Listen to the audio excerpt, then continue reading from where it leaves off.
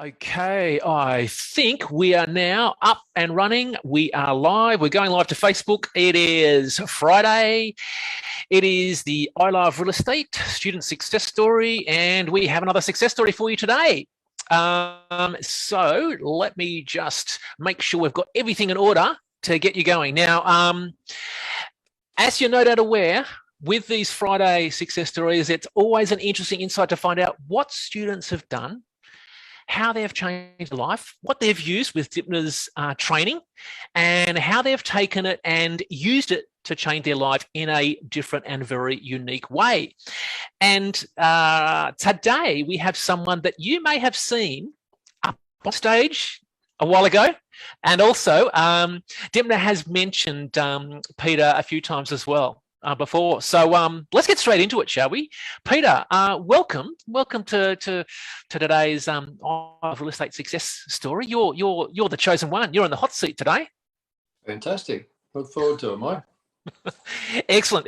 Well, look, thanks so much for taking the time out. I know that you're busy. You had meetings and so forth, but really appreciate you taking the time out. So, what I want to do is find out now. You kind of joined with your partner Kerry a while ago now, but what I wanted to do was find out what was life like for you before you joined. Like before you joined, where were you at, and what was happening for you? Well, a little bit about my history. I've been a licensed builder in Sydney for around about 35 years or thereabouts.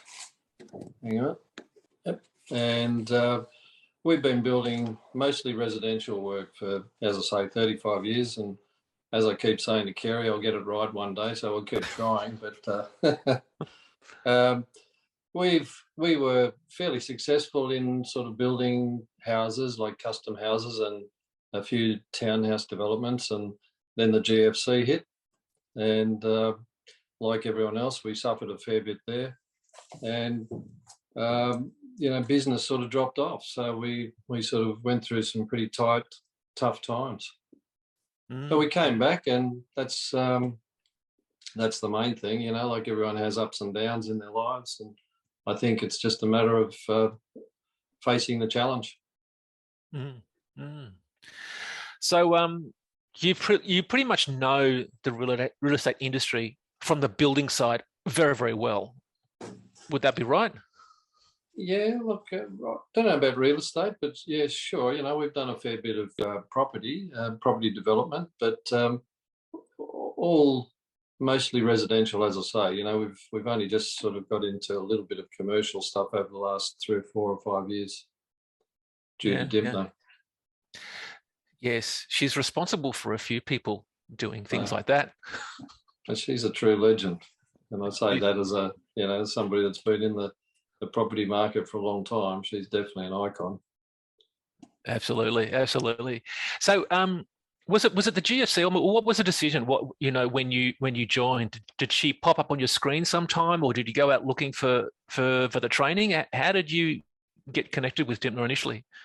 Yeah, it was mostly a pop-up, Mike. We were always sort of trawling through the realestate.com and a lot of other places looking for potential opportunities, and there was a bit of marketing going on for the I Love Real Estate seminars. So I thought it sounded like just the sort of thing we were looking for. Somebody that had been through her own adversity, and through her, I guess, her ingenuity and her cleverness, she's just come through and she's now helping others do the same thing. Absolutely, yeah. And at that point in time, what was your situation like? Were you wanting to solve something or were you wanting to get more into investing? What was the motivation for you to join? I think, look, I spoke to Dymphna about that one time. I think it was a little bit like, we did have a bit of background and we did have a bit of experience, but I wanted to do like let's call it a university degree in property development, and just property in general. And rather than yes, we were able to build a lot of our own stuff, but it's a matter of having a good structure behind that, good asset protection, which is one of the strong points that Dymphna always pushes onto everyone. And yeah, so we just thought we'd look for an opportunity where we could get somebody that really knew what they were doing, because obviously there's a lot of fly-by-nighters or people that think they're terrific but aren't really worth what they charge. Mm, mm. Yeah, and there seems to be more now too. Yeah, you get a lot of them on your phone and on your computers and all sorts of things, don't you? They do indeed. Yeah, they do indeed. So what did you get into? Like when you first got into the training, there's a fair bit, and there's a lot of content. There's also kind of a little bit on mindset as well as on strategies and asset protection, like you mentioned. What for you that really kind of was like, oh, I'm glad I got into this, or was there something like that for you in the training? Yeah, that's a constant, really. We actually joined ILRE Real Estate in, I think it was 2013, and I thought that the best decision was that we went to the one-day event. I think I went to two, actually, just to make sure that I got everything the first time. And then we went to the 3-day boot camp. I think from memory it was up on the Gold Coast. And that's when we decided at that time that we'd go straight into, or apply to go straight into platinum. Mm. So we went into platinum straight away, and we were in that for 2 years. Awesome. So you knew what you wanted. It was like, and platinum was the thing that was going to, take you where you wanted to go. Yeah, for sure. Like obviously, rather than starting at square one, we may not have been classified as a beginner at that stage, I don't think. So we thought we would try and slot ourselves into going, 10 out of 10 straight away. And most of the training there, it really doesn't matter, because whether it's ultimate or what's the one in between, Mike? I can't recall. Quantum, ultimate, quantum, and then platinum. Yeah, and platinum. Yeah, every level is terrific. It's the amount of benefit that comes out of it is just phenomenal. And obviously, I think going into platinum, we were concerned about the dollar value. It's fairly expensive, or was fairly expensive. But looking back with 2020 hindsight, it was a bargain, absolute bargain. But that's easier to say now. But to anyone that's sort of looking at the dollars that they've got to put in, but it is a true investment. But pays you back many times over. Yeah, well, as most people say, it's only got to be one decent deal and it's paid back in full and some. Yeah, absolutely. Yeah. Now, just on the point that you mentioned as well, you joined Platinum before it was Platinum Accelerator. It went through a bit of an evolution. Yes. At that time as well. And if I remember correctly, and if I've got my facts correctly, you joined at the same time as one of the Platinum coaches now, Greg. Yeah, Greg and I were in the same year, 2013. Yeah. Fantastic. And I think, and now Tamara would have been as well, wouldn't she? Tamara, yeah. Yep. I speak to Greg probably once a month, once every 2 months. We sort of just have a bit of a natter and feed a bit of information to ourselves, to each other, I mean. Can you tell us a little bit about what it's like having that relationship with our Platinum members that obviously has gone on for that's 9 years now, isn't it? Yeah. It's hard to put into words, but Platinum is it's like a big family, as most people have described it. Definitely a community, but the good thing is it's like-minded people. Like, you can have very, very close friends and they think they know all about real estate or property. But when you get into something like Platinum, you realise it's just a different level. So when you go to Platinum, you go to the meetings or you have the catch-ups, you're talking to people that no matter how much you think you know, somebody's always going to know something that you don't know. And if you need to know something, it's just the best community. You've only got to put it onto a forum or whatever, and you'll get that information. And it's solid information. It's not just I think type stuff. It is real stuff, factual. Mm, mm. It's the, I've got to say, Peter, it's the consistent theme that keeps on coming out. It's that like-mindedness, the value of that. And it's something, I don't know, something you can't really kind of put your finger on. You know what? You experience it, but and That's good. And it's nice to see that you've kept that strength of that connection going as well over the years. So, we had a lot of fun. It's the epitome of sort of having enjoyable business or conducting enjoyable business. Because at the end of the day, everyone is looking for the diamond in the rough. You want to find that property that's either undervalued or people don't see its true value in what you can do to it.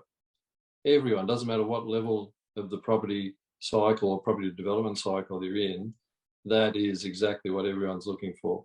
And when you can do that sort of work with the sort of assistance that you get from the community, and at the end of the day, you make some reasonably good money, it's just enjoyable business. Yeah, good. Hey, how did things change for you when you first got involved? Like, and I remember it kind of seeing that when you presented on stage as well, that you came in with a little bit of debt, a little bit of credit card debt, didn't you? Yeah, a lot. Yeah. Well, after that GFC, we also had a pretty ugly business partnership breakdown, and that was very costly. So we had to regain motivation and possibly confidence. Because it sort of it puts up a different type of challenge. Whenever anyone is challenged with like a building problem, well, you'll solve it. But when you're challenged with a financial problem, that's something where you really need solid assistance and advice. So we got a lot of that. Like Dymphna was very, very instrumental in which way she thought we should go. At the end of the day, you make your own decisions, but when you're getting advice from somebody as learned as she is in the sort of field that you're dealing in, you listen.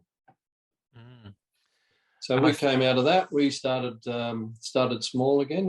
We were mostly doing contract houses, so we're building them for other people on a contract rather than as a speculative type of deal. But we were starting to do townhouse developments as well, so small townhouse developments. And what we would do there is to get a consortium of 3 or 4 people, or some people might call it a joint venture, but it's the same sort of thing. And we would create something where we could all make a little bit of money. I'd do most of the feasibility and the building and stuff like that.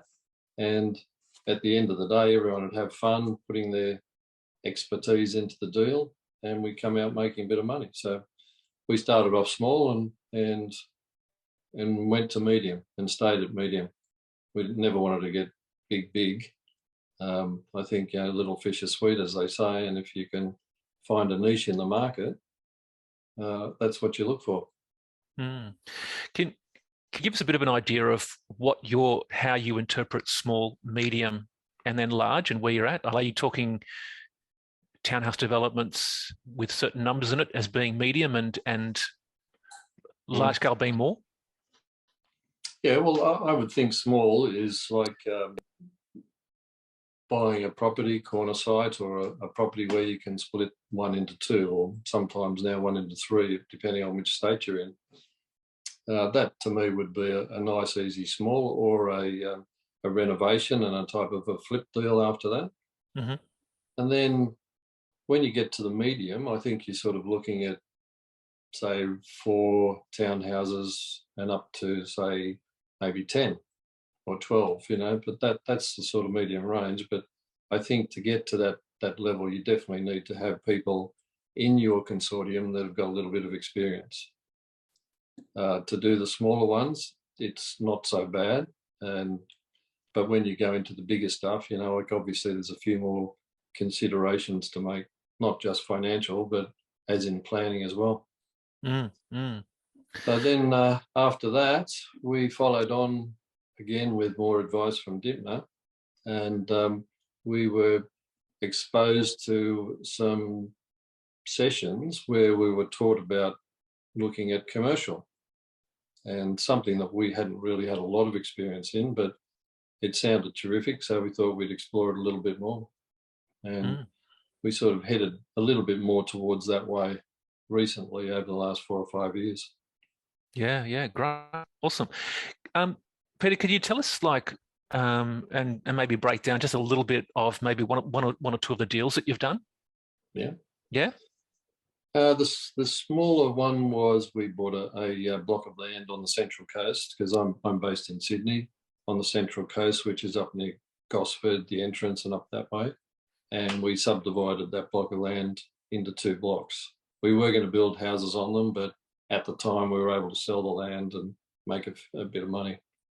After that, we did a joint venture with Bev she's in Platinum at the moment, and we bought a property out at Tarmore, and it was 1,400 square metres from memory. So we subdivided that and sold the house and sold the rear property as well. And we each made a nice little profit there. Following that is probably the time when we were exposed to the commercial side of things. And we ended up buying a property down at Nowra, which is the south coast of New South Wales, south of Sydney.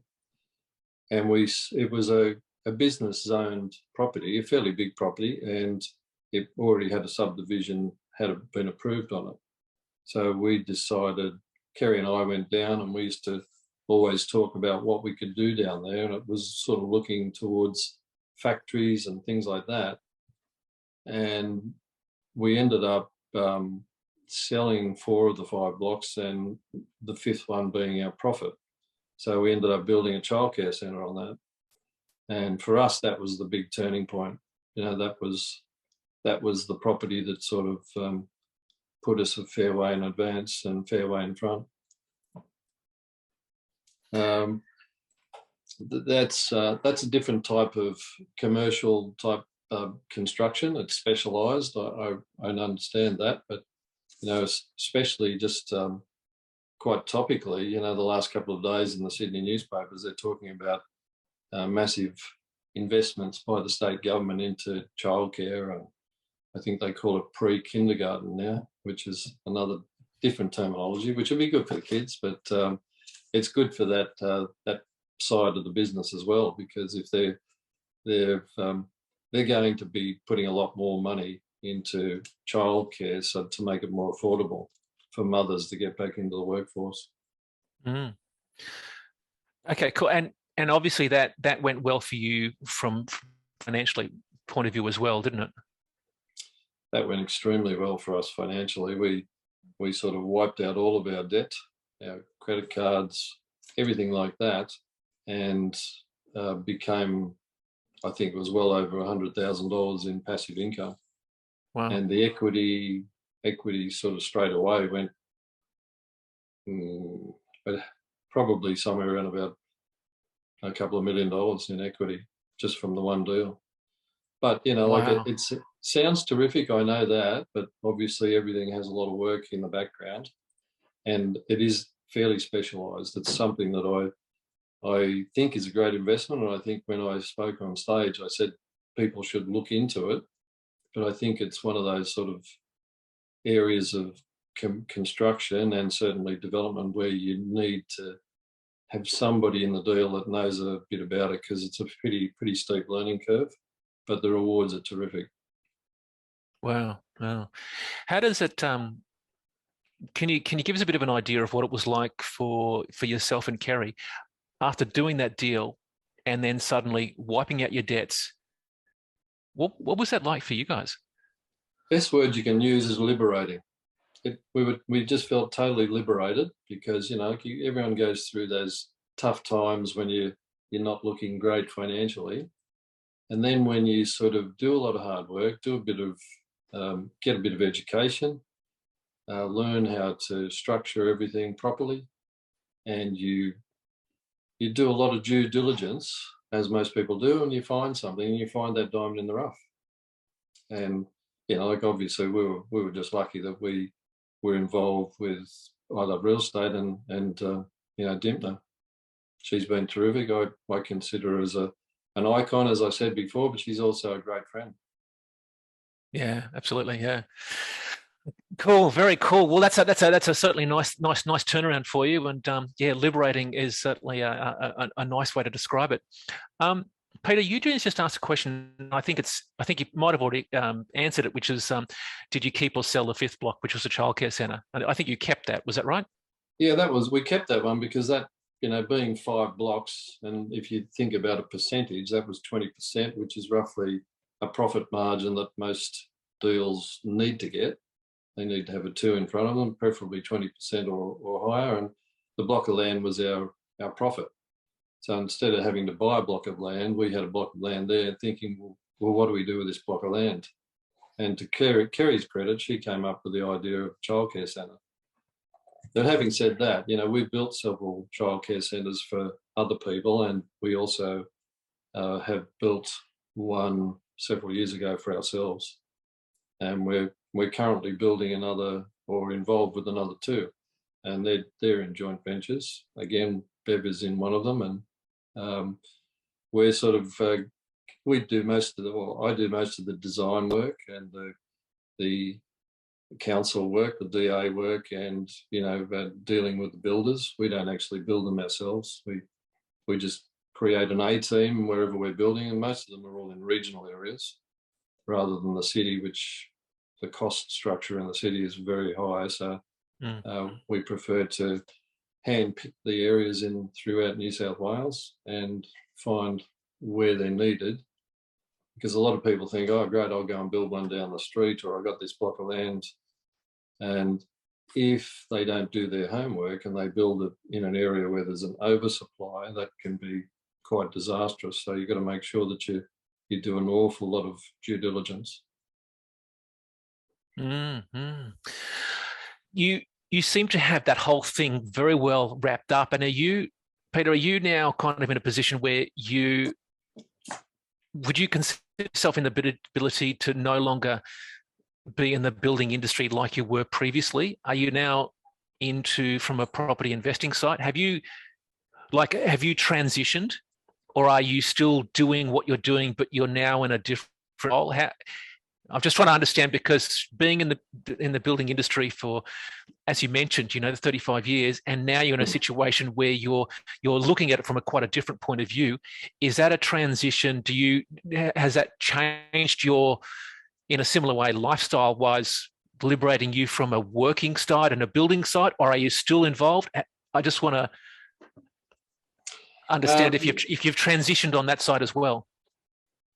Yeah. Okay. Well, the first part with the building company that we had, we sold that to a younger builder, and I now just consult to them, which is good. It gives me a lot of free time, and I can sort of pass on whatever knowledge that I've gained over those years, and they're going from strength to strength, which is good. And that was where I got stuck this morning in a meeting. But after that, yeah, look, our lifestyle's changed so much for the better, so much. Like, my golf handicaps come right down to about 5 or 6. Any golfer would know that I've been playing a lot of golf to get it down that low. But and our lifestyle, yeah, we're just on our way on Sunday to go out and check out one of the childcare centres out west and that we're building. So we get an opportunity to go out there, look over the things, talk to the builders, and make sure everything's going okay. Nice so our lifestyle's definitely improved, 100%. Yeah. Awesome. Hey, Peter, can you give us a bit of an insight into, and I could imagine that with any kind of building and any kind of development, you're going to run into issues, problems, things that just don't go the way you'd anticipated them. I'm wondering, can you share a bit of a viewpoint of what you've into, and then what you've had to do in order to solve it? I really want to understand your problem-solving viewpoint of how you do it, because when I speak to a lot of people, they've got this really interesting insight into how they solve problems, and they sometimes treat problems as opportunities. And I just want to find out, how do you approach a problem? And can you give us a bit of an example of one that you've had to deal with? That's kind of, it's like a curly one. Oh, what do you do here? Yeah, maybe if I just go through a scenario of the way that we find the sites and take it from there on.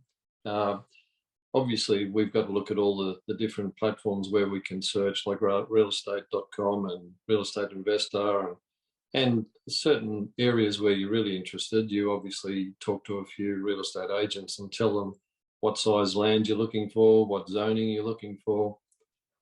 So once you've been able to find the right block of land in the right location for the right price, so there's a few ifs and buts in there, but once you've found those, you then obviously you have to acquire the land.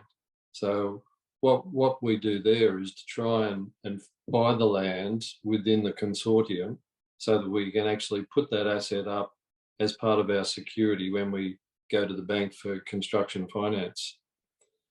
And the next stage is obviously designing, in our case, the childcare centre.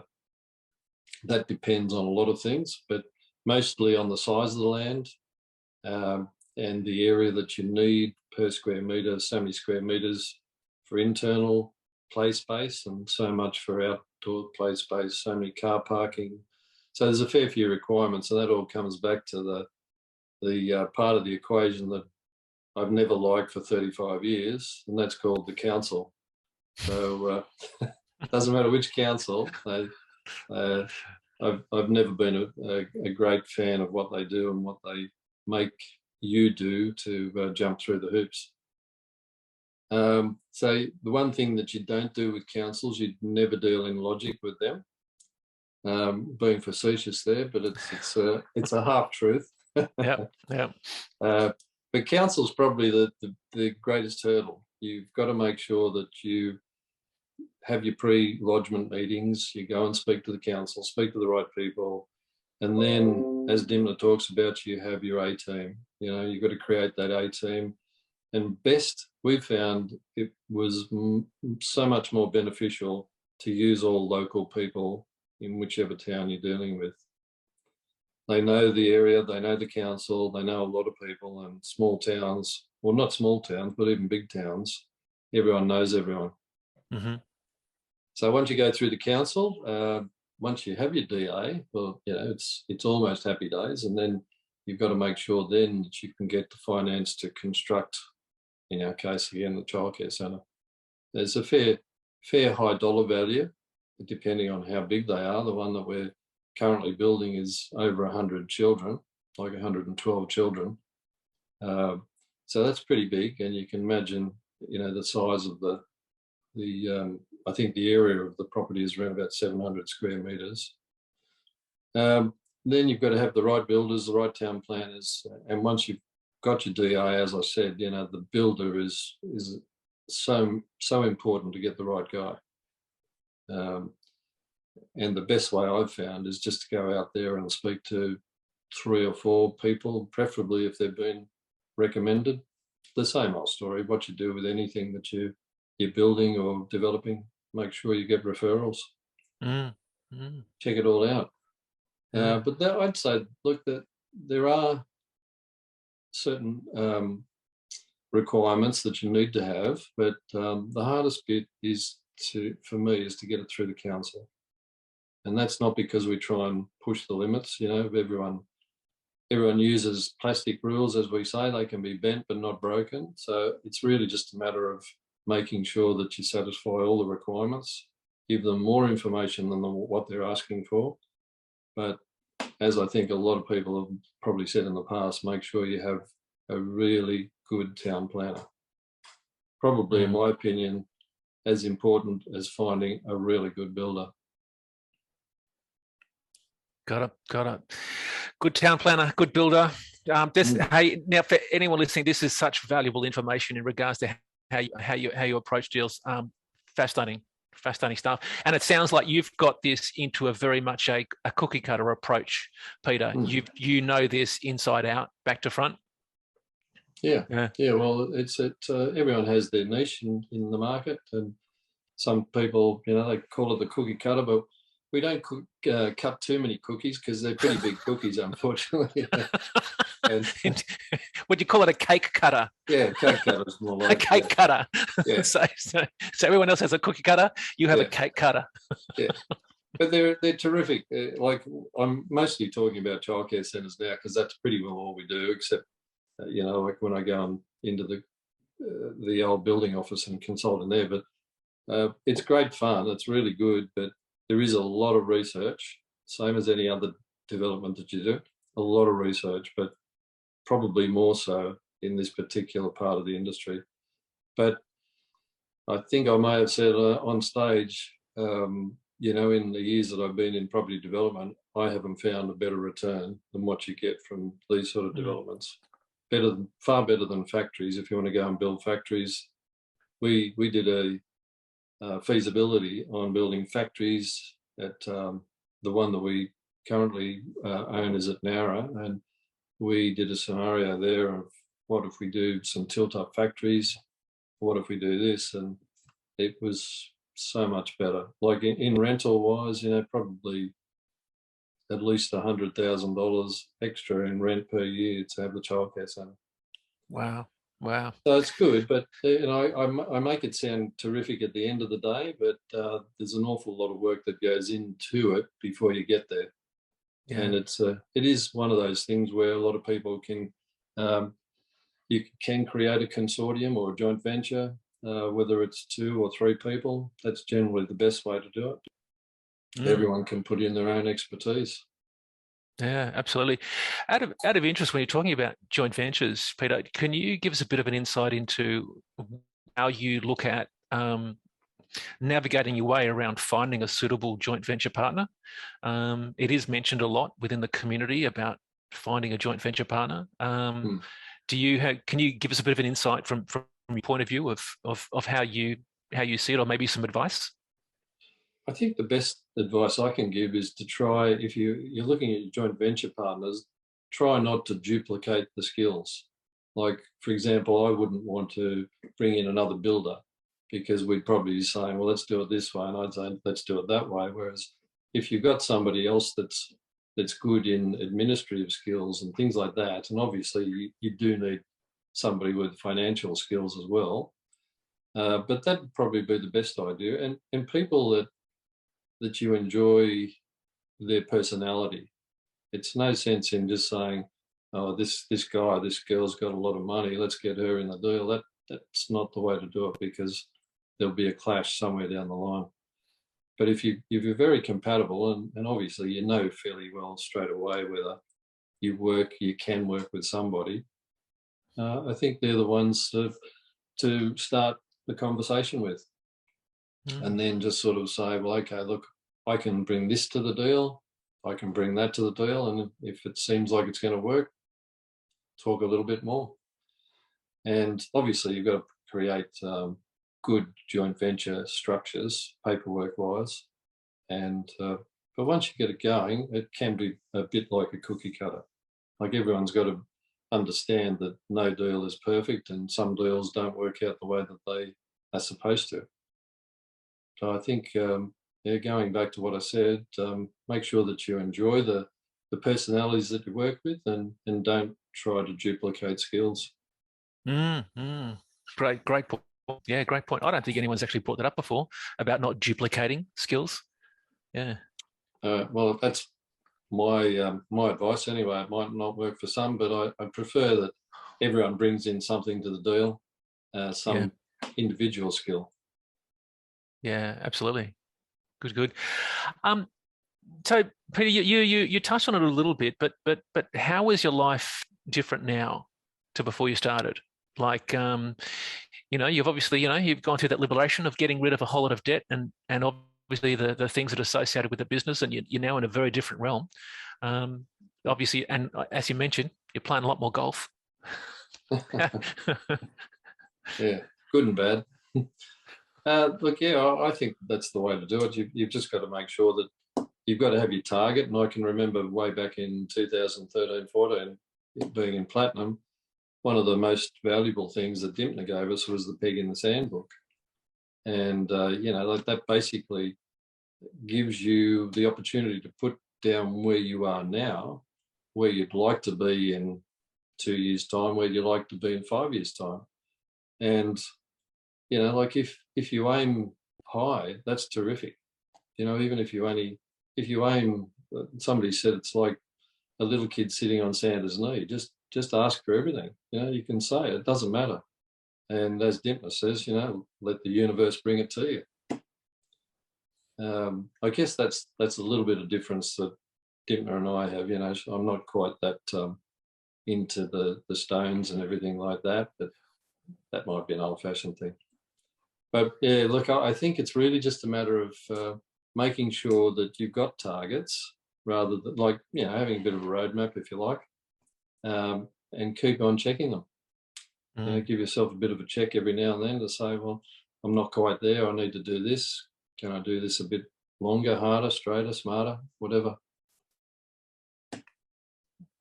Awesome. Great advice. And that peg in the sand is brilliant too. Like you said, the 2 to 5 year goals. And for those of you who haven't as yet, you do get those given at the Ultimate Bootcamp. Every time you go along to an Ultimate Bootcamp, you get the physical copy if you physically turn up. And also you've got a digital copy that you can download as well on the website, which is fillable. So either way, you can get that peg in the sand journal, which is a great thing that Peter just mentioned.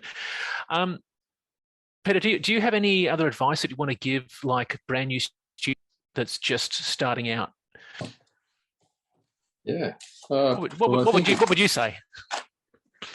Well, I'd first of all congratulate them for starting out. You know, because that's the hard bit. A lot of people go to even the one-day event, and I know the first thing they think is, this is a con, this is a cult, all those names that we've heard all the time.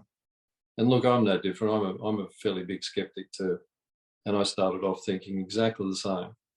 But after a little while, and a very short while, you get to realise that it's the real thing. And so those people that are starting out, they still might have their doubts. They might. It was like when we used to go and do an away weekend somewhere. We go to a 3-day boot camp, if you like. And I used to say, Friday, Saturday, Sunday, you know, it's great. Everyone's, let's go, you know, but then Monday morning comes along for everyone. And all of the hype that you've had over the weekend, you think, oh, I'm back to reality now. So that's where the community comes in, because you can meet people, say, well, how about we have a talk or a phone call once a week or once a fortnight or whatever, just to keep the motivation going. And you may be able to help each other that way. But I'm not sure how many people are in the community now, but it must be, there must be just about anyone with any advice that you need that you could find out very quickly. I know that, you know, there's accountants, there's solicitors, there's town planners, there's lots of builders, I imagine. So all of those things considered, I think that the people that are starting out, strap in and get ready for a good ride. Absolutely. And to let you know, we have just on the Facebook group alone, there's about 10,500 within there as well. So it's a fair number. Yeah. So I mean, obviously some people are joining for different reasons, and some people are kind of more actively going out different things. But that's so there's no shortage of answers to questions that get posted onto Facebook as well. Well, I think if people just go through the process, like starting at Ultimate, going to Quantum, going to Platinum, really that should be part of their journey, because each level is going to create that much more motivation, knowledge, and opportunity. And I think that Ultimate is great. You have to go through that, or have to be exposed to it. If you're, let's say, a newbie to the property development industry, but then as you go through the ranks, you'll find all of those seminars and all the weekends and all the activities that you're able to participate in is just going to constantly build your motivation and your energy and your knowledge. Absolutely. Oops, sorry about that. That's Siri. But personal assistant chimes in, and she doesn't understand. Yeah. Hey, Peter, I've got to say, we've been talking, and as you mentioned about the community as well, always having that. Greg actually typed on Facebook. He's tuning in, listening to this, and I'll just say he said, "Hey Pete, one of my platinum buddies from years past." That's from Greg. So he's g'day, Greg. Yeah, we'll talk soon. He's listening in. Yeah. Awesome. He's a great bloke, great teacher. Absolutely. Yeah. Good.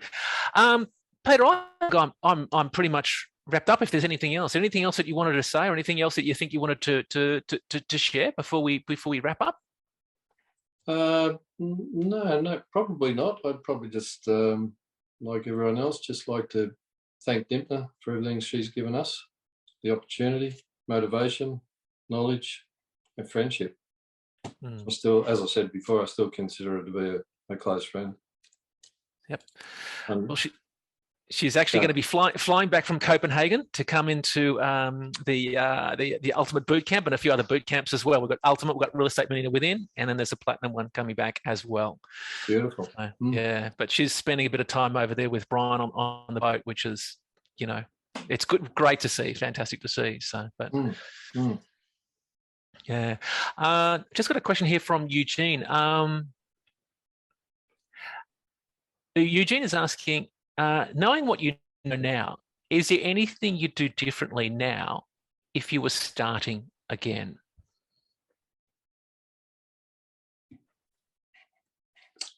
I'm happy with the way things went. I'm happy with the decisions we made. I think probably with what I know now regarding the Platinum community, I would probably think more seriously about doing joint ventures with a few more of the Platinum people, or in any part of the community, because there's a wealth of knowledge, and sometimes you can be in a position where you say, yeah, look, I know that'd be a great deal, but I can't afford it, or it's the wrong time, or it's this, or it's that.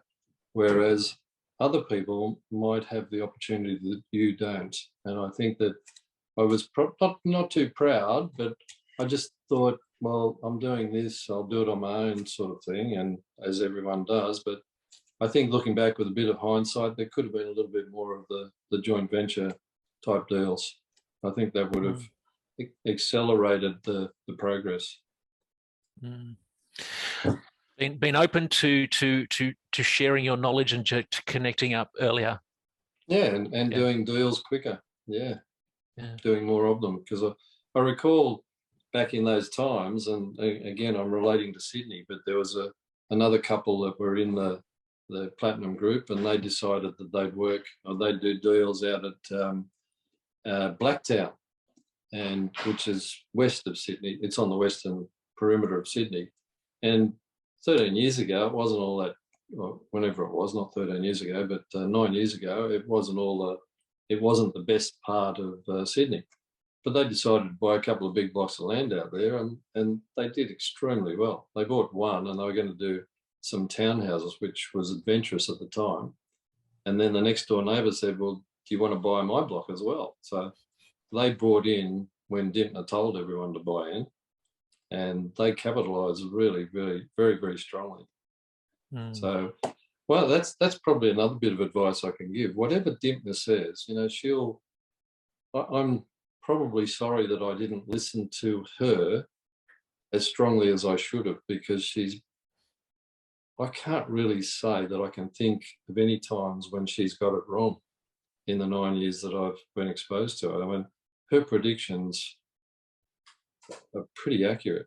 They're very accurate. And if you go back over old tapes and old predictions that she's made and just check up to see, because as I said, she said, buy these properties now because they're going to go up in the next few years. And she was dead right. People were doubling their money. So, yeah, that's another thing that I could say to people. Listen to what she says, because she's pretty good. She is indeed. I think there's there's another student who caught the Sydney tsunami, which was just before the price rise as well. The big market increase in Sydney, and yeah, instead of selling, they held on to them and they rode that wave. So yeah, awesome. Peter, thank you so much for taking out the time. I hope I haven't taken you away from being to the golf course sooner or anything like that. That was yesterday. Okay, all right. Yeah. And all the best for Kerry as well. But I really appreciate you taking out the time. Thanks for sharing. You've done so well, and it's so nice to see, and I really appreciate you sharing and giving to everyone a little bit about your journey as well, which has been really insightful and yeah, great to see, man. Great to see. Well, thanks, Mike. If anyone needs any assistance or advice on what my expertise is, tell them to get in contact. Yeah. No problem at all. And John Gian's just typed in and said legend. Is he talking about himself? No, Peter, he's talking about you. Oh, back at him. Well, back at him. Okay, cool. Yeah. Fantastic. Thank you so much, everyone, for joining in. That's it. We're good to go. Once again, really insightful. Love the fact that Peter's been able to just share and give a little bit of insight into his journey, his story, and his successes and so forth. And I really hope this has inspired you and gives you a bit of an insight into, getting out there and doing things just like Peter mentioned about, maybe starting things a little bit sooner, a little bit faster, changing your approach a little bit better as well. So that's it. That's it from me. Thanks again, Peter. Have a fantastic. It's an absolute pleasure. Have a great afternoon. Have a great weekend. And remember, we do have the Ultimate Bootcamp in Melbourne coming up next weekend. So make sure you're booking for that. Dymphna's flying back from Copenhagen. I think it's Copenhagen or Denmark she's flying back from, especially for that. And then the Real Estate Millionaire Within and a few other events after that. So book in, attend live, or come online. Either way, that'd be awesome. I think we're done. All right, Peter. Thank you so much. Thanks, we can end off there. Thank you, everyone. We'll end off and we'll catch up with you next time. See you now. Bye. Thanks, man. Bye. Bye.